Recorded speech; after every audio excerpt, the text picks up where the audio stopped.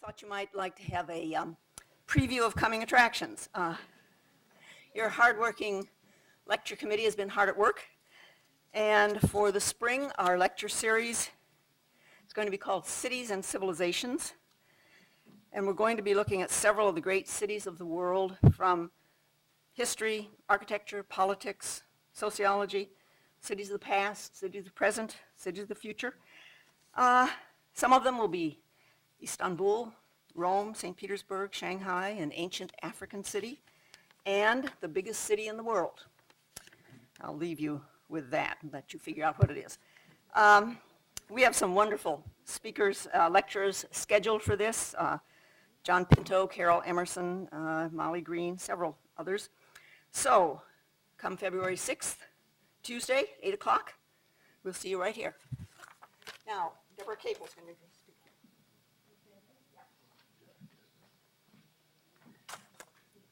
Good evening.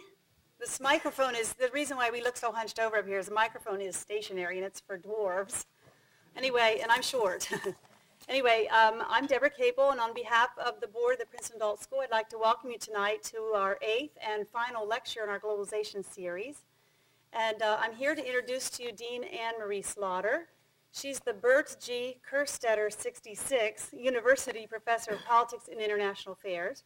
And she's also, as you probably know, the Dean of the Woodrow Wilson School of Public and International Affairs at Princeton University. Dean Slaughter received her BA at Princeton University, her MPhil and DPhil degrees in International Relations from Oxford, and her law degree from Harvard Law School. Before coming to Princeton in September 2002, she taught both at Harvard Law School and at Chicago Law School. She's a specialist in international law and international relations. And in her teaching and in her writing, she draws on this unique expertise to focus on global governance, international criminal law, and American foreign policy. She's the author, most recently, of a book called A New World Order from Princeton University Press, in which she identifies transnational networks of government officials as an increasingly important component of global governance. She's currently writing a book on America's founding principles for basic books. She's also the convener and academic co-chair of the Princeton Project on National Security, which most of you who were here last month with Professor Eikenberry, we heard about that multi-year research project which is aimed at developing a new bipartisan national security strategy for the United States. Professor Slaughter is a former president of the American Society of International Law, and currently she serves on several boards. I won't even try to list them all here. She's also a frequent commentator on foreign affairs in newspapers, radio, and television, and even a contributor to a blog. In addition, she's the mother of 2 beautiful boys, Edward and Alexander, who are both students with my daughter at Riverside Elementary. So please join me in giving Professor and Dean Slaughter a very warm welcome.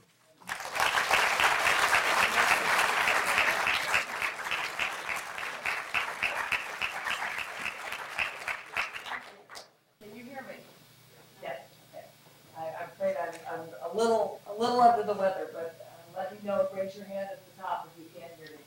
So I'm delighted to be here.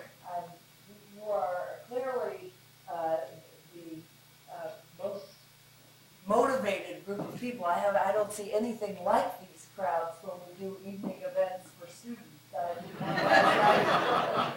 For the undergraduates of the Woodrow Wilson School, and there were about 20 students there. So I'm looking at what I have to look forward to. So I didn't realize when I originally told Deborah what I wanted to talk about that you would have John Eikenberry last month, who was, of course, my co-convener in the Princeton Project on National Security, and I worried that he may have stolen, if not some of my thunder, at least he presented some of our ideas. But what I'd like to do is to start with my account of some of the big points of that project, because that's very much what I'm in the midst of at the moment, and it is a lot of the ideas in the project are very actively under consideration in Washington, on Capitol Hill, on both sides of the aisle.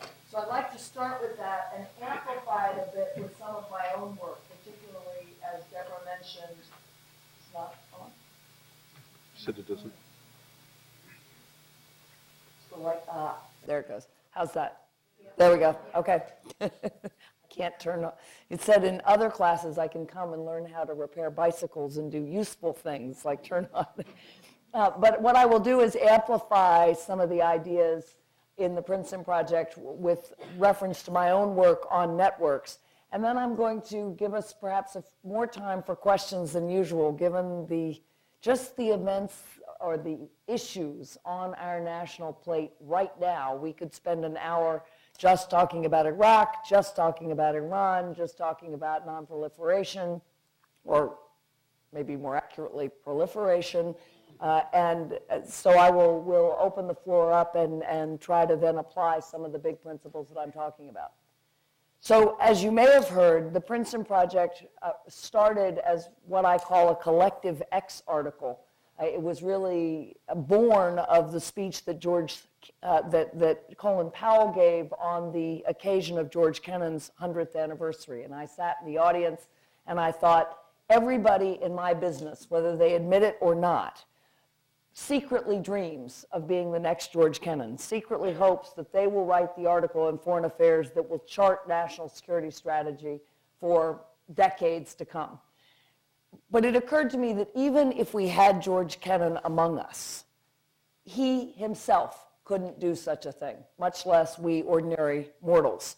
But largely because the number of issues that face the United States, indeed face any country in the 21st century, are simply too diverse and too specialized for any one person to be able to say, these are the threats, these are how we ought to counter them. So we set out to do this collectively, and we gathered 400 people over 2.5 years with 7 working groups and 9 conferences and 16 working papers and a partridge in a pear tree, all to come together to identify what the primary threats are facing the United States and to develop the principles that ought to guide a long-term strategy. So the headline of the project is that there is no single headline. There is no wonderful one-word concept like containment that can guide us in coming decades. The administration, I think, would like to have that kind of simplicity. So the current view is that Islamofascism replaces communism and fascism and communism as the enemy of the 21st century. And we are fighting the long war instead of World War II or the Cold War. We fundamentally reject that entire approach. That's not to say that terrorists are not a problem, that radical Islamic ideology is not a problem, but to think that we can say that's the enemy and here's the war is not only wrong, it's dangerous, because it means we're focused on the war on terror, and wherever you define the front line of the war on terror, whether it's Afghanistan and Saudi Arabia and Pakistan, as I would define it, or Iraq, as the administration has defined it, even if that's where you're focused, suddenly, of course, North Korea tests a bomb. Iran announces that it's enriching uranium. Suddenly, as we saw, I guess last March or April, suddenly there's a huge panic about bird flu. And I always tell people, I get a lot of disbelief, but when I wake up in the middle of the night and can't get back to sleep and find myself worrying about things that could do in my family, I'm much more worried about bird flu. I mean, all you have to do is listen to one good lecture by Laurie Garrett, who gave a presentation to us early on in our studies about how easy it is for that virus to mutate and what it would do if it did. And then you look at much smaller outbreaks like SARS, and you think we should be spending an enormous part of our time strengthening the public health systems in Indonesia and far western China and Thailand, and developing the kind of response capability that we're going to need if something like that happens. I don't mean it can mutate like that, but if you just look at the overall likelihood that that virus or another virus will spread in the way AIDS has already spread. It's a slower killer, but no less a killer. That's a huge threat. More broadly still, instead of focusing just on Iraq, implosion in the entire Middle East. I took a survey today for Foreign Policy magazine, and they asked us to list the one greatest danger to the United States, the single greatest danger. So you had to list one.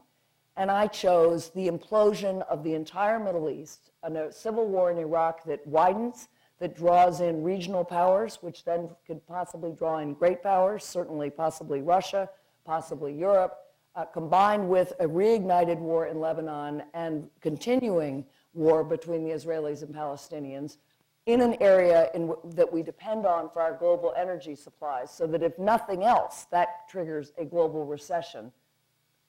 All the attendant conflict that would bring, that would be my candidate for the single biggest threat. But the overall message is there is no one. And when you study strategy and when you talk to grand strategists, they tell you strategy means choosing your threats, prioritizing them, and developing a strategy to counter them. And our point is there are at least 5 to 7 major threats that we simply have to be addressing. I didn't even mention the biggest shift by far from the perspective of traditional geopolitics, which is the rise of China and India.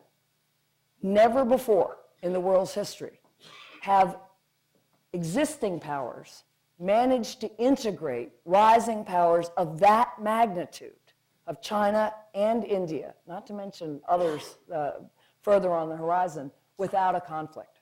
So that alone is enough to keep us occupied, and indeed that is exactly what we were focusing on before 9/11.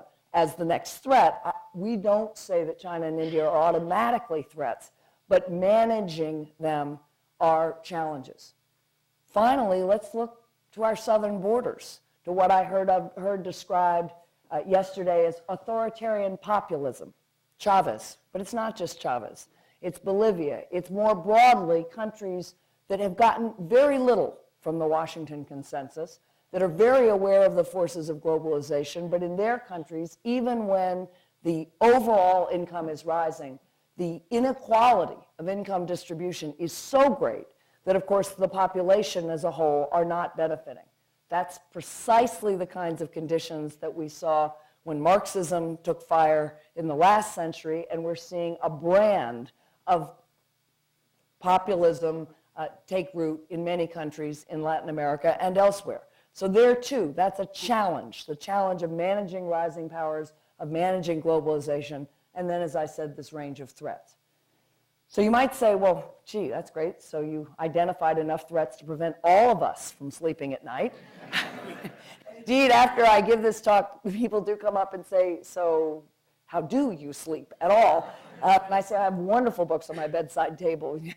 Stories of genocide, stories of terrorism, stories of global pandemics.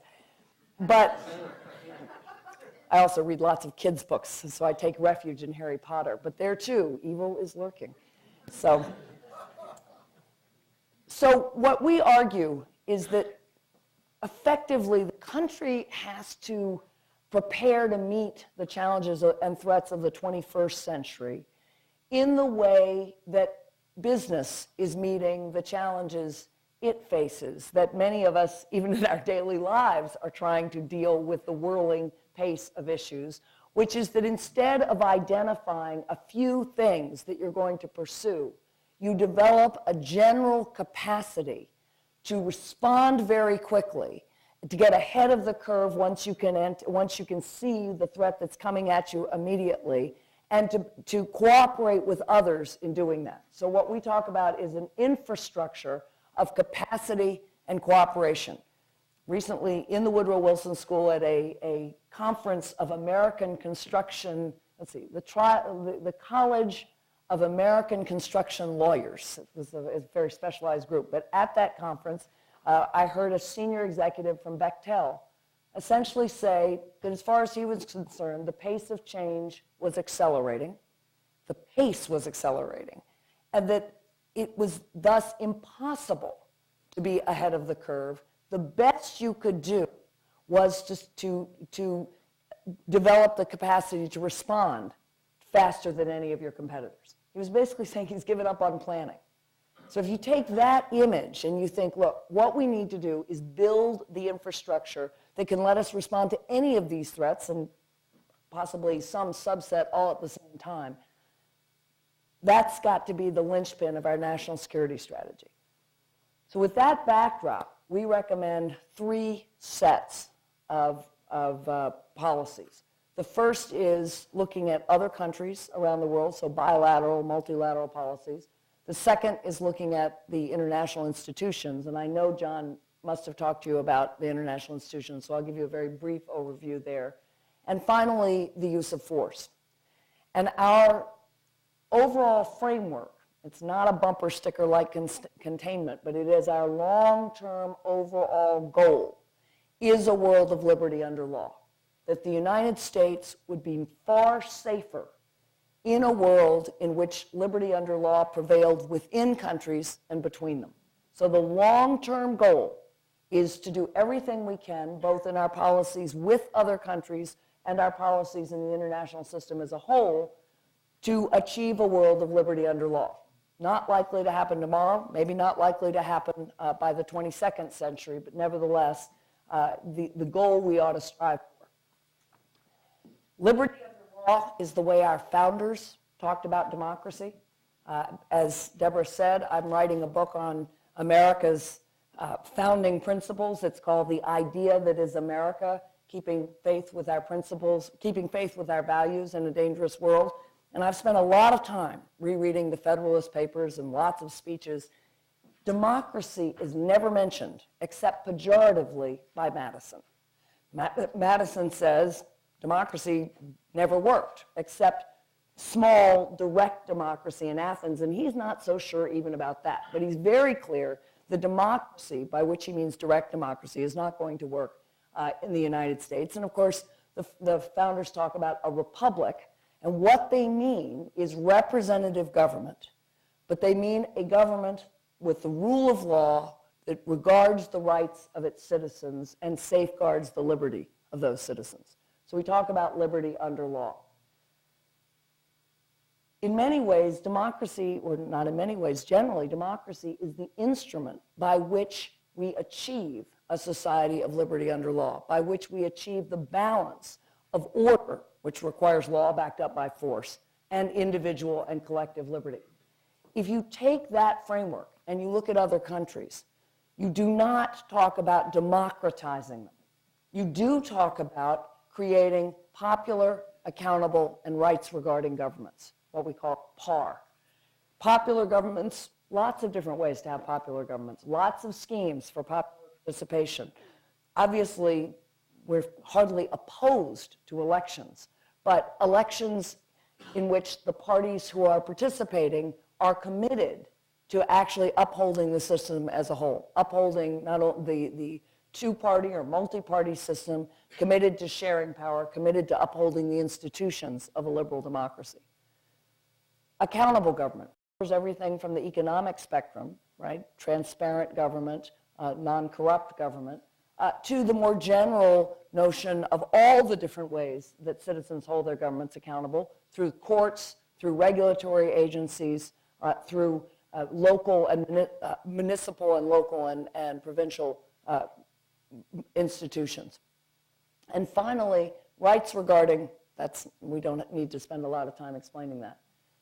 If you took that approach and you were looking at a country like Iraq, you would not be focusing on elections. You'd be focusing on building order first. You would know that until you build the institutions through which the state can exercise its power, you don't want to have general elections unless you have the parties that can exercise power within those structures.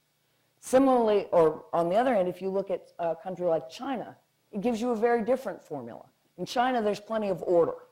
The Chinese government might not agree with me. They're actually worried about instability, but overall, there's plenty of order. You would push the Chinese hard on popular government, but for the Chinese, the first step there is popular participation. They call it orderly participation, which is a very Chinese concept. Nevertheless, it's better than no participation.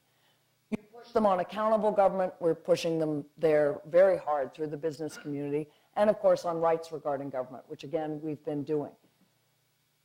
If you take that formula, you get a slightly different set of tactics depending on the country that you're dealing with and depending on what that country thinks its biggest problems are. You deal with virtually all countries. This is a recipe for engaging countries, but it's a recipe for engaging countries and being willing to be very critical at the same time or to apply pressure at the same time.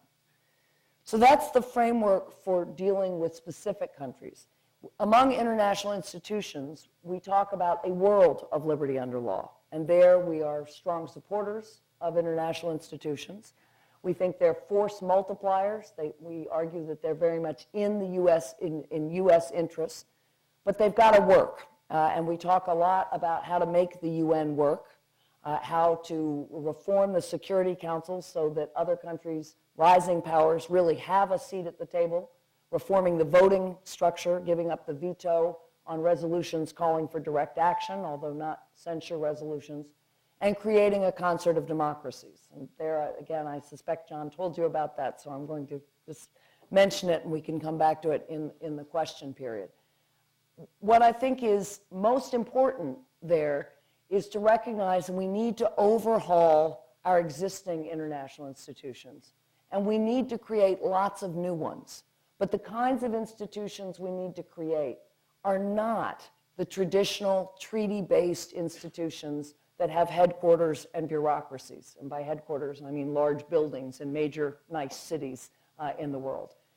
When I talk about institutions, I often mean networks of national government officials who can interact with each other in ways that are very flexible, very fast, very able to exchange information, to distill best practices, to configure and reconfigure specific parts of the network as necessary.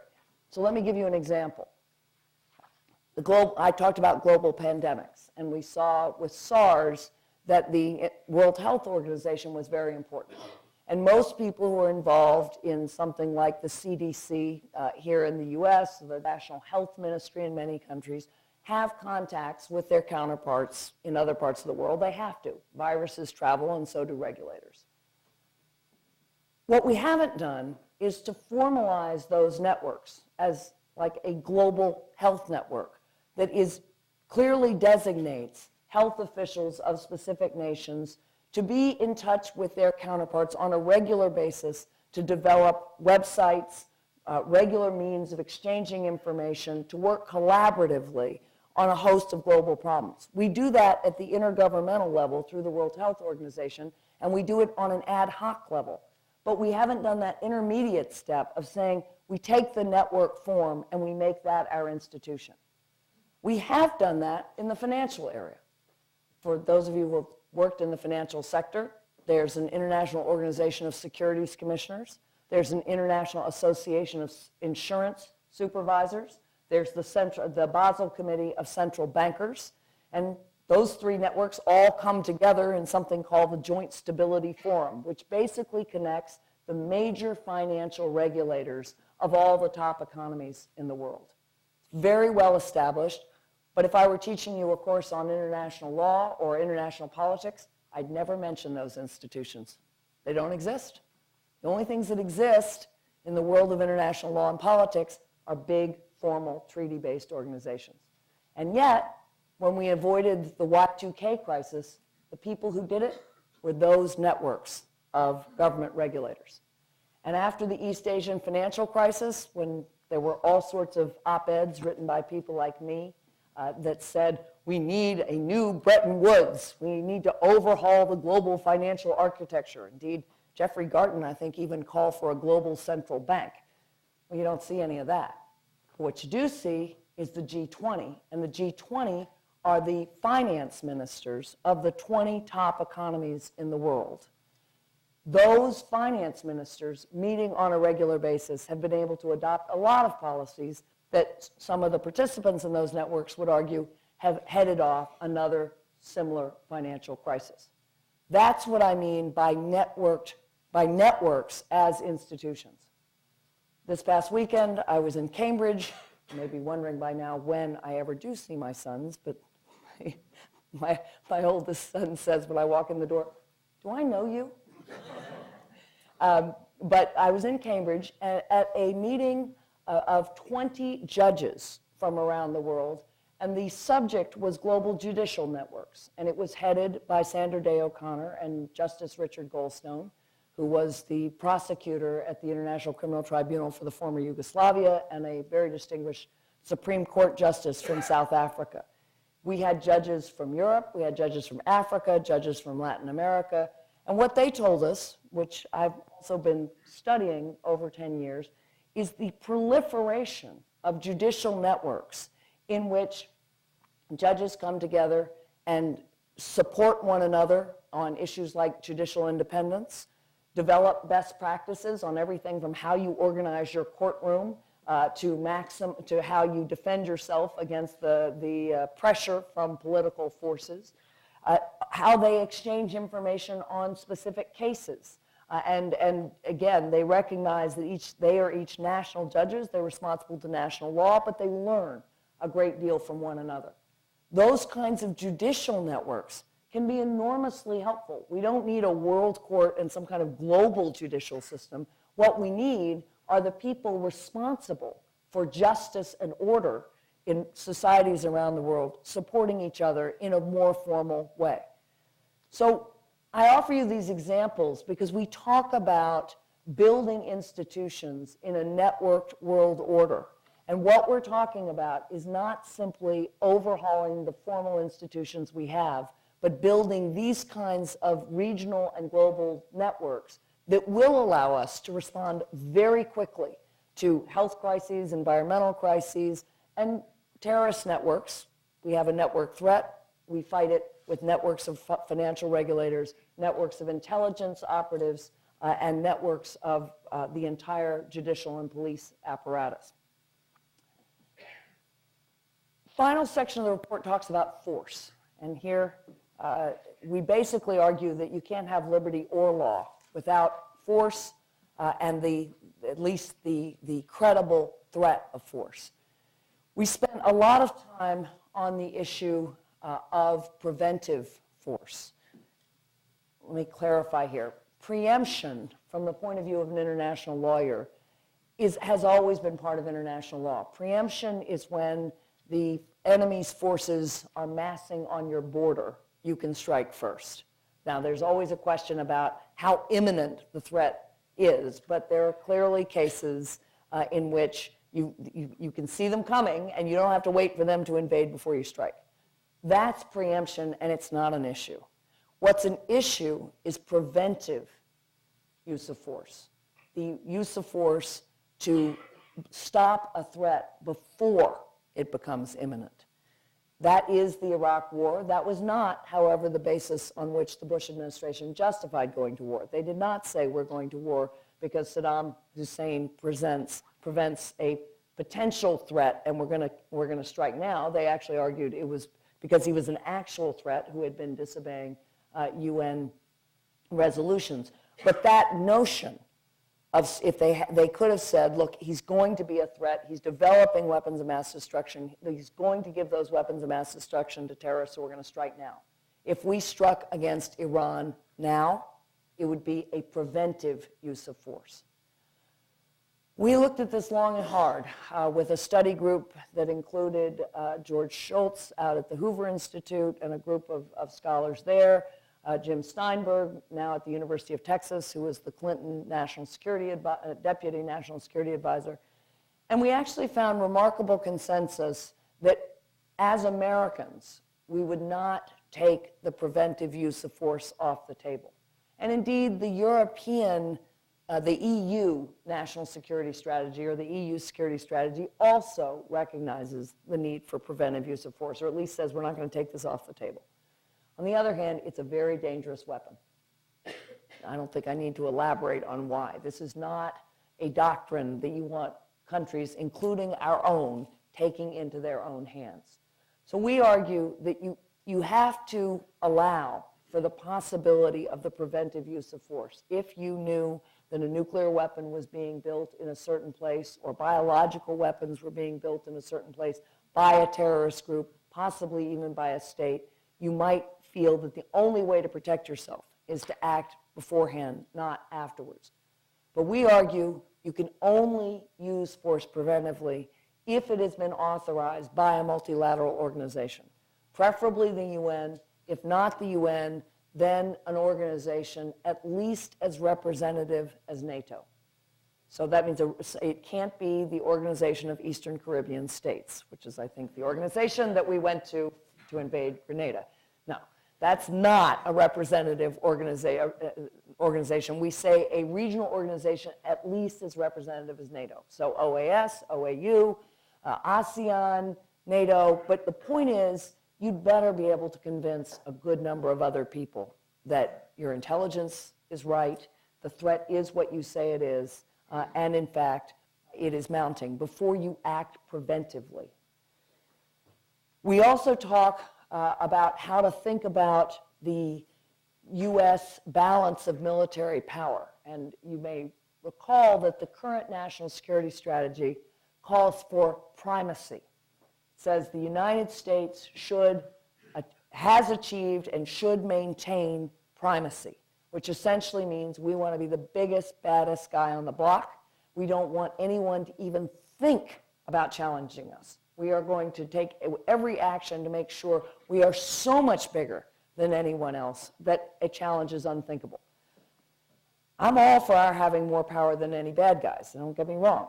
But we argue that the way to think about this is collectively, to try for a military balance of power that favors the liberal democracies as a whole.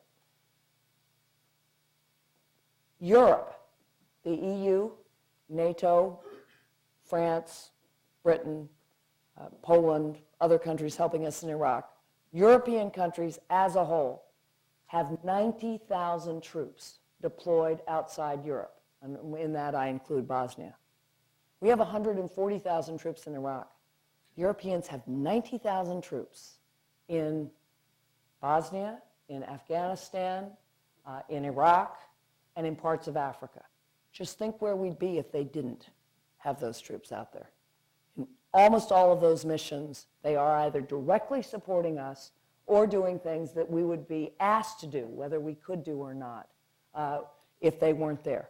And the Europeans, slowly and painfully, are increasing their military capacity, particularly rapid reaction forces, developing forces of 1,500 rapid strike forces to be able to intervene, particularly in Africa.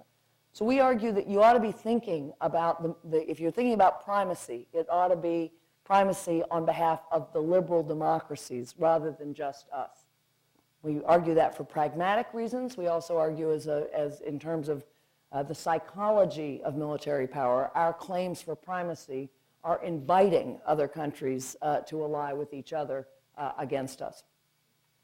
And finally, we talk about deterrence. And we argue that deterrence got thrown out a little too fast. It wasn't fun living in a world in which our chief means of defending ourselves was threatening to blow up the enemy's cities. We all remember that.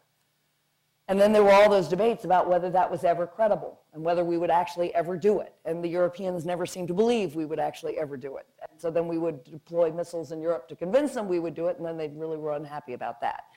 So it's not an unproblematic doctrine. Nevertheless, it certainly was a large part of what kept us safe during the Cold War. I'm not going to say it was the only thing, but I would have put more faith in deterrence than I would have in a missile shield. We then said, with respect to the terrorist threat, we can't use deterrence. We got to actually go and get the terrorists. We're not so sure.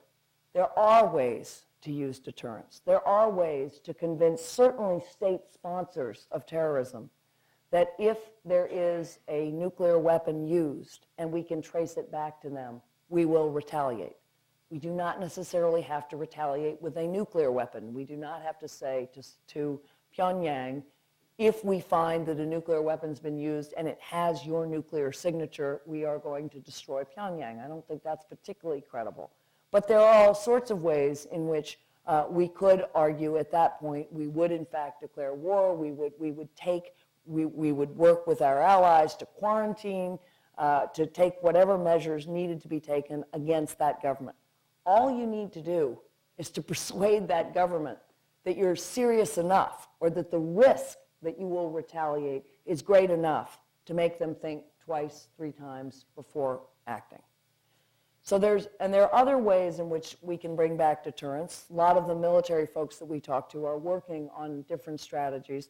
Our overall point is that we should not assume that in the 21st century we have to rely only on actually preventing or actually countering the threat on the ground, that there are ways to use deterrence. So that's the broad overview. What I'd like to do now is talk a little bit about how that applies specifically, because we were very aware that sitting in Princeton and convening all these conferences, we could come up with a lovely grand scheme and have a liberty under law tagline and wrap it up in a beautiful little package, and everyone would say, well, that's great, and it's a good thing you're in the academy, because none of this has any practical application. So we spent the second half of the report talking about specific issues and really trying to work out the implications of this overall approach to national security strategy for specific problems. And I should say here, I'm happy to talk about what I think has to happen in Iraq, but there's also a point at which you throw strategy out the window and you simply try to get us out of the mess we're in, or you respond, events on the ground are changing so fast that you simply have to respond. And indeed, some of the members of the Baker-Hamilton Commission are concerned that already events have overtaken what we're going to hear tomorrow. So I think even the best strategy can't offer pinpoint recommendations. But overall, let's start with the Middle East. So we reject the pure realist approach. And I profoundly hope that the current mess we've got ourselves into in Iraq does not mean that we swing all the way back to a realist prescription of stability at all costs, because democratization seems to have proved such a failure. We argue that there's a middle ground. Indeed, I think parts of the administration have been working very hard to develop that middle ground, that you do have to push governments across the region to be more popular, more accountable, more rights-regarding. That may be a gradual process, but you cannot give in to the argument that says, no, no, no, you know, we can't loosen the screws here or we're going to popular revolt. We can't allow elections at any level. The only way to do this is to keep the lid on through relatively oppressive governments. You have to do what Secretary Rice did in Cairo, where she pushed very hard on the need for popular elections, not across the board, but at least in the context that the government was allowing. She argued that the government had to respond to its people. She actually also talked about how many mistakes the United States had made over the course of developing a democracy, so she didn't go and preach that this was, that we had the answers. But she refused to go and soft pedal human rights issues, popular government issues, accountable government issues. Same thing in Saudi Arabia, same thing across the region. First point. Second point, the focal point for us ought to be the Israeli-Palestinian conflict. That if you are thinking about how you build liberty under law in countries across the region, one of the things you have to be thinking about is what are the excuses that governments give, or what are the mechanisms that governments use to avoid responding to their people. And the chief one, of course, is consistently to deflect popular anger at governments onto anger at Israel, anger over the humiliation of Muslims in the West Bank. Addressing that problem, aside from being right on its own, takes away an entire category of excuses and of deflection mechanisms for governments that need to address the needs of their own people. So that's the starting place. That's the starting place for us because, again, if you're talking about building liberty under law, you've got to push governments, but you've also got to recognize what are the ways and the obstacles to a gradual process of liberalization. And one of the major obstacles is a tactic all governments like to use, which is you deflect blame and anger onto outside sources. With respect to Iraq itself, we were most concerned about the spreading of the conflict. And I will be happy to talk in the question period about what I think we ought to do right now, not that I'm certain that any of us have a perfect answer. But the biggest threat to our national security is precisely that the chaos in Iraq will draw in neighboring countries, will draw in Iran, they're obviously supporting the Shiites considerably, draws in Syria, supporting the Baathists, draws in Saudi Arabia, very worried about the strengthening of the Shiites across the Middle East. And suddenly you have a much greater conflagration in Iraq that is spreading to Hezbollah, to Shiite groups in Saudi Arabia, destabilizing countries across the region. If that happens, there's no chance of moving the entire region to a situation in which we can try to address the specific problems and push for gradual liberalization. So what we talk about is the necessity of engaging all powers in the region, of engaging them in a way that both helps them, brings them to the table to help us in Iraq, but also that helps prevent the destabilization of those powers through the increase of, or the spread of the fight of the conflict in Iraq. We then talk about nuclear proliferation, and here we focus on two strategies. One is absolutely engaging being more willing to engage the proliferators. I don't think that's all that much news at this point, that you need carrots as well as sticks. You need to be engaging these countries. The principal reason we would argue that you engage the Iranians, and I'm happy to talk about Ahmadinejad too, who I find to be a very scary character.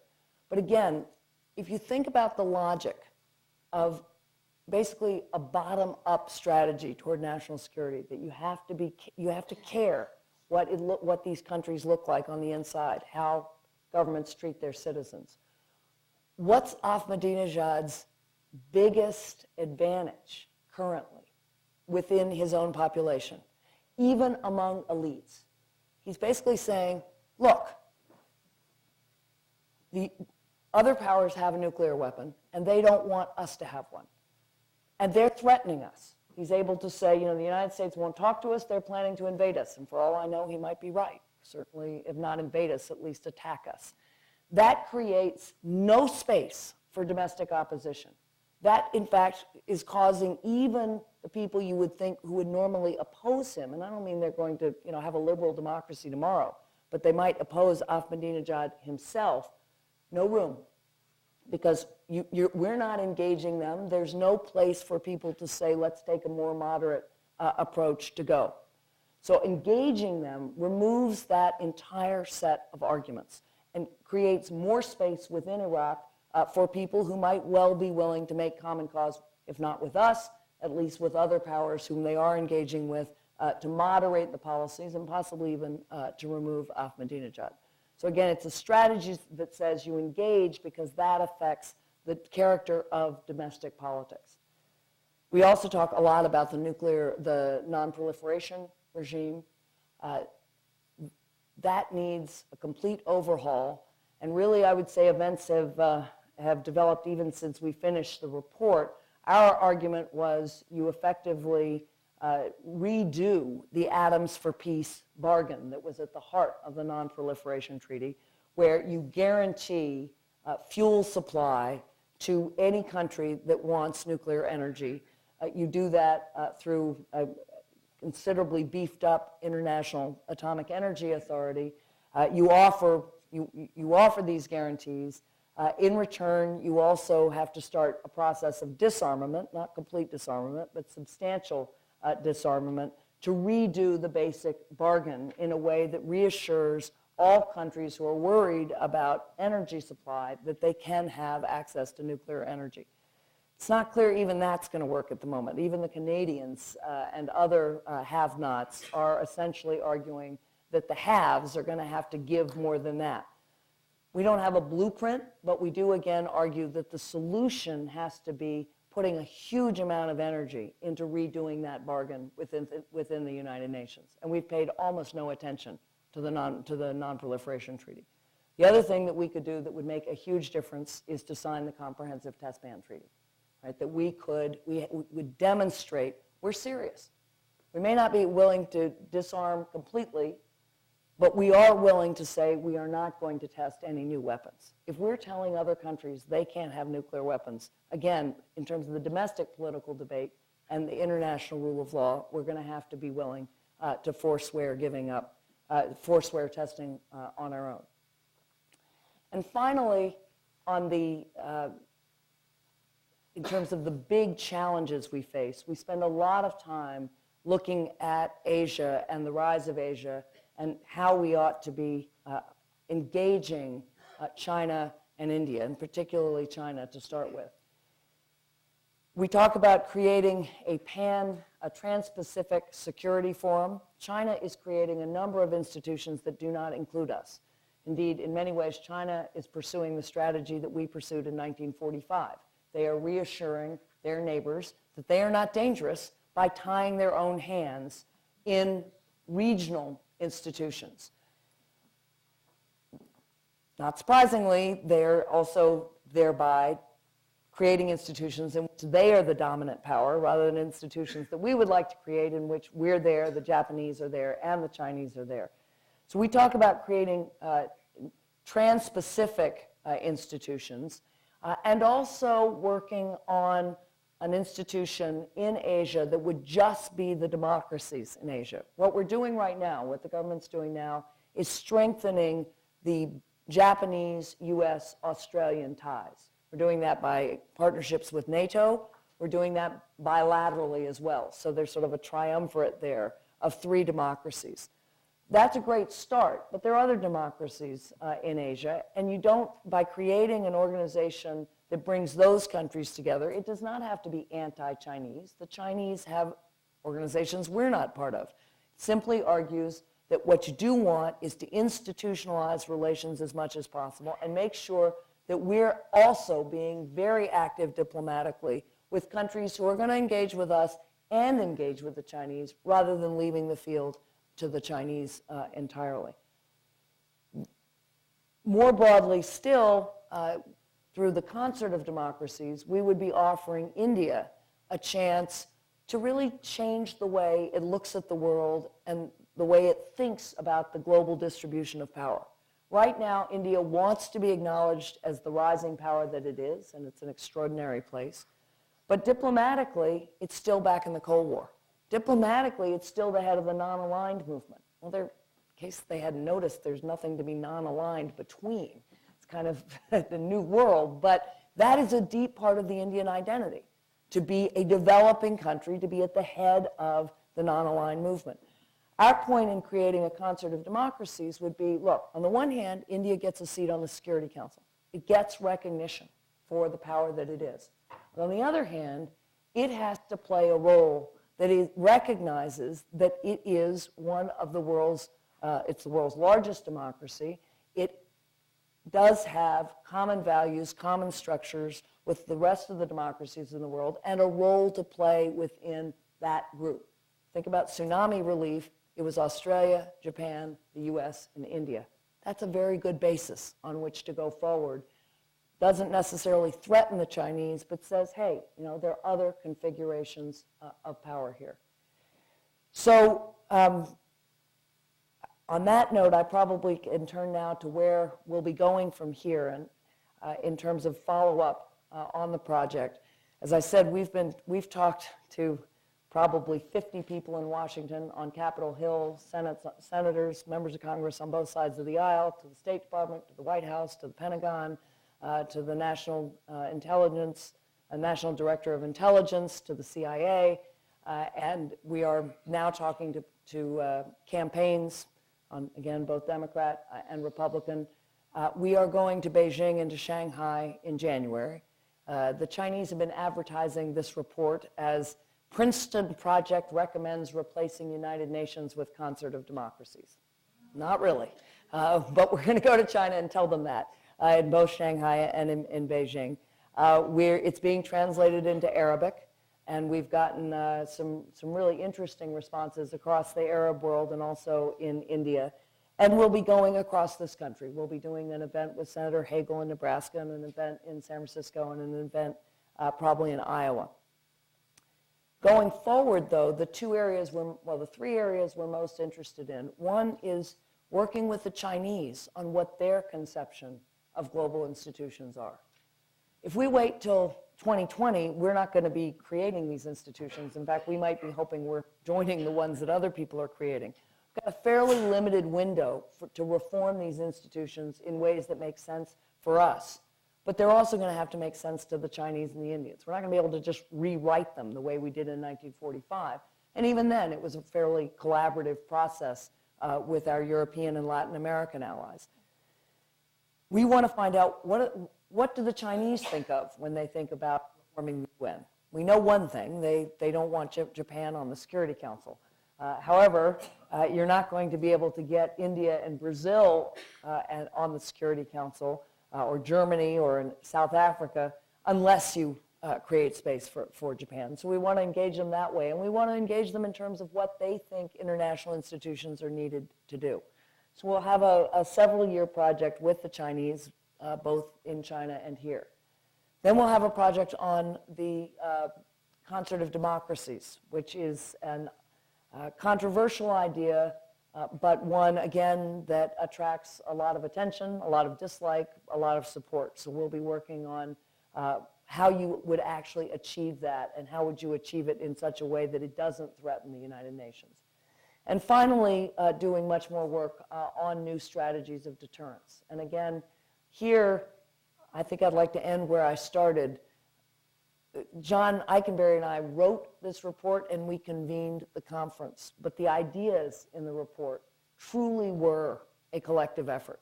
They were the result of many think tanks and many scholars doing work on their own. They were the work of collaborative deliberation across years and continents.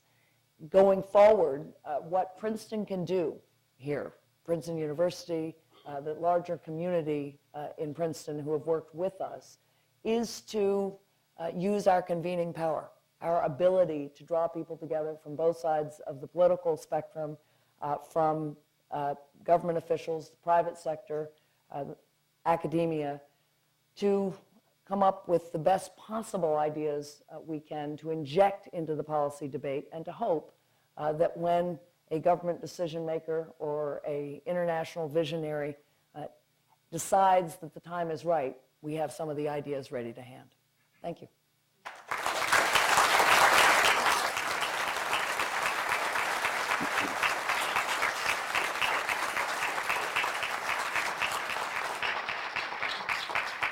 The floor is open. I have a question about East Asia. Yes. Would you, in light of the situation in North Korea, and also with the increasing power of China, be in favor of changing our anti-proliferation stance and allow either South Korea or Japan to develop or possess nuclear weapons? No. In fact, I think our best hope of convincing North Korea not to develop any further and eventually to give up what it's got, and remember, there are a number of countries that have gotten there and then given it up, is that China is terribly afraid that Japan will develop nuclear weapons. So that's our best lever, is the threat that Japan might forces China to put pressure on the North Koreans. So at least at this point, I think we want to maintain the posture that we're not encouraging Japan, but that China knows that unless you can stop proliferation, inevitably there's going to be counterproliferation. And similarly with South Korea is tricky because I'm not a Korea expert, but a fair number of people who are, if you say to them, so I've heard that part of the reason the South Koreans aren't pushing all that hard on the North Koreans is that they assume they're going to reunify and then they will have nuclear weapons. I always get a sort of, well, there may be something in that response. So I think it's a little tricky there. Best strategy, I think, still is to stabilize and ultimately to convince the Chinese to essentially say, look, we'll cut you off unless you get rid of these. In the back there.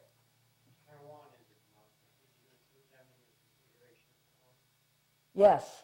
Oh, that's going to be interesting in China. But certainly, I think if you're creating a concert of an organization of democracies in Asia or a concert of democracies generally, you include Taiwan. Under what euphemism you include them. It's the same way, the delicate balance that we're maintaining now, where we do not want them to declare independence, and we don't want to encourage that. We keep the fiction of one China, but at the same time, we recognize, yes, they are a democracy, and not to recognize that could well create a domestic reaction in Taiwan that could be very dangerous for us as well.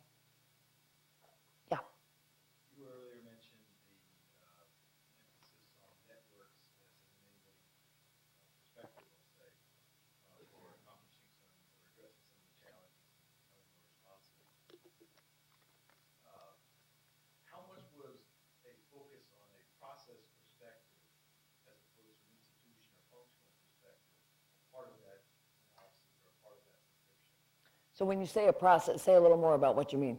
Well, I'll use an example. When they looked at the response to 9/11, and they looked at the cooperation between the fire department, the police department, and other first responders, you could argue the whole process of responding, if you would optimize the process instead of optimizing the police department and the fire department, yes, you get a better result. Yes. So it's a change in how you look at things, cross-functional, process-oriented. It's something that's done quite a lot in the commercial world. Right. And I was wondering whether that was part of what you were alluding to, bringing that into that model. Yes, although I like that way of putting it, and I've heard Steve Flynn talk about that in terms of homeland security, but absolutely a large part of the network focus is, instead of focusing on the nodes of the network, you're focusing on the relationships between them. And you're focusing on deepening those relationships, making those relationships extremely in terms of knowledge transfer, and again, deploying different actors within the network to differentiated tasks. So yes, the emphasis is absolutely on thinking about if there's a crisis, or even now in terms of dealing with ongoing problems, what you want to be thinking about is who has to be talking to whom and how, and what kind of information do they need, and how are they going to store that information, and how are they going to work together to not only to retrieve it, but to develop further information. You could think about that as process as opposed to, as I keep saying, international institutions with headquarters and bureaucracy, which is very much the node. It's very much there, the thing, rather than the way it interacts. So yes, that's a built-in part of the focus. Let me make sure I'm over here. The Darfur situation. Very difficult, and it's probably not going to be the last situation of its kind. But can something be looked at in terms of how to address it that can be positive in putting together the other types of networks that you're talking about? Yeah, so in some ways, Darfur informed a lot of our thinking about the UN, because effectively, we argue that the U.S. and other, certainly Britain, are typically pushing for action in cases like Darfur and getting blocked. so that if you change the voting structure so that you had a weighted majority, and designing the weighted majority takes some work, but we know how to do it. We've done it in other organizations, so that no one country could block action in Darfur, and you wouldn't have the very threat of the veto blocks action. I mean, I, for one, would be willing to put it to the Chinese and dare them to veto it. I'm not so convinced that they would, to be able to get action much, much earlier. So part of our response is, by the time you've gotten to this stage, you're in really big trouble. And at this stage, I am all for much stronger action in Darfur. I think it's a moral obligation and a global one. But even I'm worried about the Colin Powell approach. So once you're there, don't we own it? Don't we own that vast stretch of Sudan? And how on earth are we going to stay there? And that's where I'm very sympathetic to Kofi Annan's desire to get the AU involved, because the African nations have a much better chance of staying for the long haul.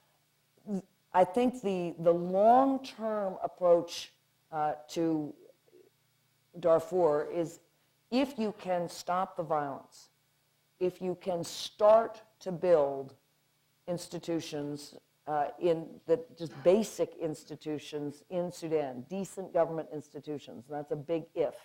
I sound like the economist assuming the can opener. But the way you use these networks, and the way they have been used very effectively, and the way the EU uses them, is you effectively develop a network of judicial officials, a network of economic regulators, of health, of environment, all the apparatus of the state, and you support the actual individuals in the transitional state or the weak state in ways that give them ongoing material support, ongoing technical assistance, and ongoing moral support as needed. That's what the EU does with all its new members. And today you sort of say, well, yeah, but that's Hungary or that's Romania. Those are quite developed countries. Back in 1989, it looked like there was going to be war between Hungary and Romania, and the EU, through its networks and through reaching out to all these individual government officials, were able to do a lot of stabilizing. So long term, that's the approach. The problem in Africa, of course, is to sort of figure out where you start. What's the short-term solution to stop the problem? So the short-term solution, I think, in Darfur really does, I think you absolutely have to insist that the UN go in support of the AU. I'd go further. If it were really up to me, I'd go to NATO, and I would put enough NATO troops in at least to do things like shoot down all the Sudanese helicopter gunships. If you talk to the NATO, I talked to Jim Jones, the head of NATO command in Europe, and he said, look, you can stop the Sudanese from flying. Right? That's not that hard to do. You can quarantine the airport, you can take out the gunships. I would make it really clear that we are serious. And I would do some of that, and then I would say, so now how about a little negotiating?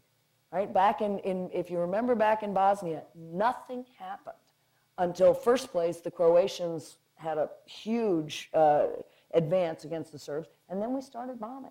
And then people came to the table. I don't think bombing is the solution in every case, but here, I think they're just thumbing their nose because they don't think we're going to do anything. And I think until we show that we're really serious about it, we're not going to get anywhere diplomatically.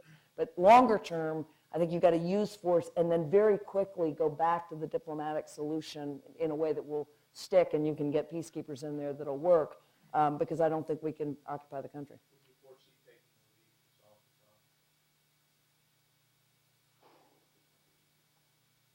the problem? Well, honestly, the administration has been more active than any other country. Really, we've done more on Darfur than any other country in terms of working it. Bob Zellick went far more than anywhere else. And you go to Europe, you get almost no response. It would be nice if we could do, maybe we could have a joint venture with the French. But probably, French are very active in Africa. I think we would have to probably lead, but we could lead through NATO. And I actually think if you did that, all joking aside, when we talked about this a year ago in the UN, I was part of the UN-US task force, the French did not want the NATO to move. So if NATO moved, you just might get some French action just to prove that the EU could do it. There in the middle. I'd be interested in what reaction you've gotten from politicians in their comments on preventive action. Because I find it hard to imagine, for example, a presidential candidate saying, well, I'm willing to tie the United States' hands in it, take action, and subjugate it to other people's okays. I mean, do you think something like that is practical? Well, I'm not sure I'd run on it. But, quite honestly, a lot of people, even when the first national security strategy came out, a lot of people who very much agreed with it said, for God's sake, why are we advertising it? What on earth are we doing getting out there and announcing that this is our doctrine? Now, the counter is, we wanted to make it clear to people that we were not going to sit around and wait for them to attack us. But I think I would say, look, we ought to understand how dangerous this doctrine is. Even if we're the biggest country now, we may be the biggest, but we're not going to be the sole superpower for all that long. And do we really want China, India, Russia, resurgent Russia, saying, hey, if there's a threat on our borders or not on our borders, we can act preventively. So I actually think you can make the argument that says, this is something that the international community has to be able to do, and we are not going to tie ourselves down at the UN. But honestly, when we've needed to, we've been able to convince NATO in Afghanistan, in Kosovo, in Bosnia. There's really no case other than Iraq that NATO hasn't gone with us. It's been cumbersome, but they've gone with us. If we can't convince our closest allies that there's a threat, maybe we should think twice before striking, because the danger of striking, aside from what it does to us in terms of global sentiment, is that we are legitimating that for other countries, and that's not a world I think we want to be in. I'd be willing to make that argument if asked. Don't think I'd headline it. But I don't think you're going to see candidates headlining the preventive use of force either. I mean, brought to you in Baghdad, right? So they're up in the back. I'll come back. You're right in front of me. I'm sorry. I keep looking and then thinking I should have. Yeah. You said you had some ideas about what to do about Iraq. I knew somebody was going to take me up on that. Thought I'd just tap dance long enough that. Well, so let me preface this with, I'm not sure anything's going to work, but I do think the United States has an absolute moral obligation to do everything possible before throwing up its hands. I also think practically and instrumentally, things still can get worse for us. So with those two caveats, I think our best hope is getting a new agreement, and an agreement that engages the regional powers in such a way that they understand that they really have an incentive to keep the peace. And I think they still can. That's the part a month ago I was much more certain of that. I was much more certain that the Iranians could rein in the Shiites, and that if the Sunnis knew that they were not going to be supported by the Syrians, and if the Saudis were willing to intervene, you could actually stop them. We may have gone too far for that, but I think it's our last best chance. I argue for announcing that we are going to withdraw. I don't think you have to give the date, but you say we're going to withdraw. We've had elections. We are now in a civil war. That's not what we can't operate in this setting. We can't prop up a government when that government is actively at war with other factions in the country. We're going to withdraw. If we withdraw, the problem in Iraq is the Iranians' problem suddenly. They become the power that's tied down in the region, and we're actually free to start going back to work on other issues in the region. If we withdraw, similarly, that's the Syrians' problem, because if the Iraqis are supporting the Shiites, the Baathists are supporting the Baathists. It's complicated, of course, because Syria is also supporting Hezbollah, and Hezbollah is Shiite, but nevertheless, the Syrians do not want to see Iran, to see the Sunnis defeated in Iraq. And obviously Saudi Arabia doesn't want us out, and Turkey doesn't want us out, because if we pull out, the Kurds declare independence, which they would certainly want to do. Turkey doesn't want that either. So every single power in the region would much prefer that we stay in. If we then say, but if they really think we're pulling out, and that the only thing between us and pulling out is a settlement that holds that we can actually try to enforce, I think you've got some real leverage.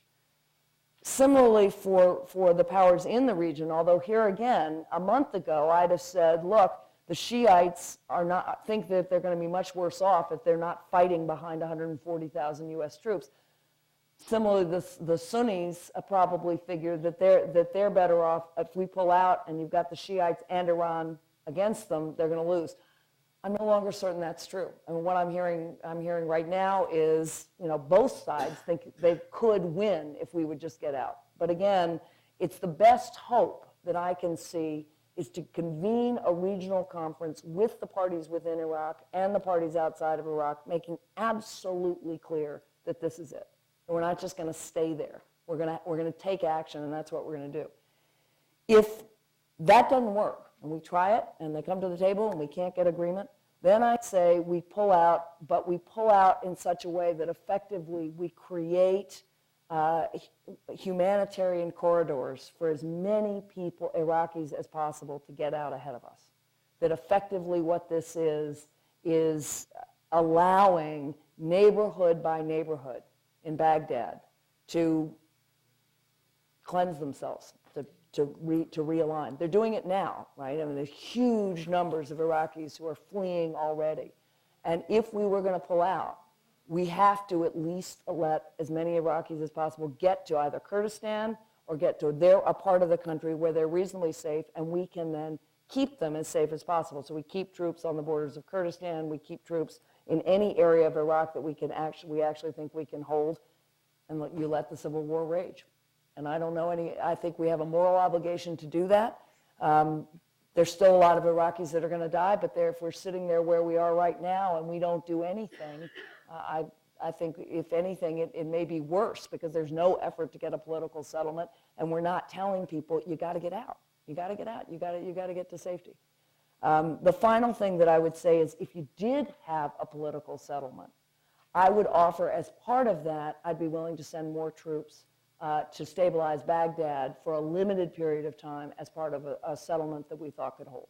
In other words, in that context, I'd be willing to say, yeah, we're going to try to do it right this time, but only in the context of a settlement that the region agreed to and the parties agreed to. Yeah. You've actually addressed part of the question I was going to ask you. I don't see what's wrong with us withdrawing because right now our enemies really want us there. I think Al-Qaeda is happy we're there, China's happy we're there, Iran is happy we're there. It's bleeding us, and it's dividing the country. If we were to pull out, certainly the Shiites and the Sunnis would increase, the killing of each other, but they are really our enemies. And you'd have, in a sense, you'd have Al-Qaeda fighting Hezbollah, the two extremists, in the Islamic side. And since they both hate us, and they told us over and over again that to America is not what we intended when we went in there, and we shouldn't have gone in there, but wouldn't it really help the United States if our enemies fought each other?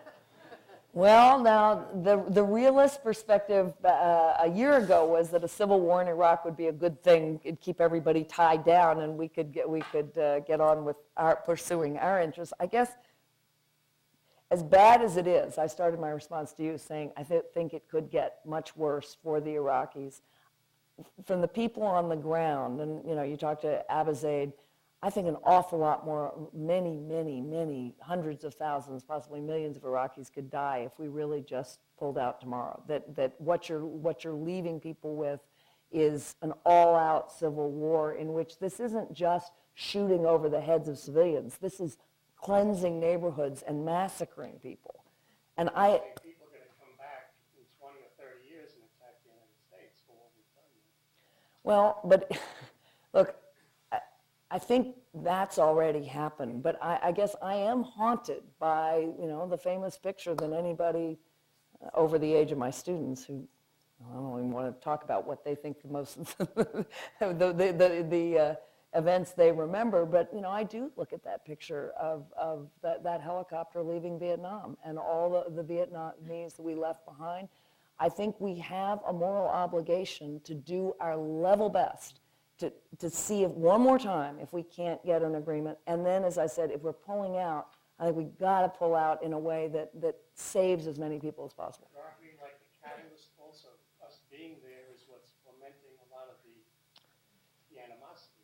What's going on when Saddam Hussein was... Oh, yeah, well, look, I suspect that right now, if we could pull a strong man out of a hat and plant him, we probably would. Yes, Saddam Hussein, I think, is a little done. But the point is, obviously, the Shiites are not going to take a Saddam Hussein. I mean, they finally got rid of him. We got rid of him. And the Sunnis are not going to take a Shiite strongman. What is the danger, and this is why I said, as horrible as it sounds to say, pull out as much as you can and let people fight it out, is right now, you're right, right now, each side thinks, if we were just given a free hand, we could win. And under those conditions, you can't get them to stabilize. So either you change their calculations by manipulating with the region, or you let one side lose. You also have to look at the cost to the United States. We can't be doing everything around the world I agree. that we ought to be doing. We're spending $100 billion a year in Iraq. If we're losing, I agree. thinning out the army and all that. I agree, but I would say this. I mean, I think, we've done huge damage to ourselves in the world with Iraq, but I think we could do even worse damage if we now said, whoop, broke the country, bye. I mean, I think there's also, in not just in the Muslim world, but in Europe and elsewhere, it's not about our credibility, but it is about what kind of power are we, So I think there are longer-term strategic interests as much as we're suffering. One more question. I got to go over here. Do you think this administration, having name-calling the axis of evil, will ever, this current administration, go one-on-one? Because there's a lot of talk right now in the press that you should know your enemy, and whether or not they would be willing at this stage of the game to backtrack and do this one-on-one. One nation, in other words, the President of the United States meeting with Syria, Yeah. etc. Do you think they're up to that? Right. Well, no, I do not think that. Wait a minute, I do not think this president is going to. He is not going to say, "Whoops, I made a mistake. I'm sorry. I'm going to do this." No, I do think there are some face-saving ways where you can have other powers convene a conference. Either it's the UN and the EU, the Saudis, in ways that we effectively will be talking to other nations. We are not going to initiate the contacts with Syria and Iran. Jim Baker's already done it. It's not clear to me. I'm pretty sure somebody in the administration knew he was heading for Tehran. So there may be ways of doing this without doing it directly. But no, I do not think that they're going to backtrack in the way that I think they should. For a real change in policy, I think we are going to have to wait to the next election, Republican or Democrat. Thank you.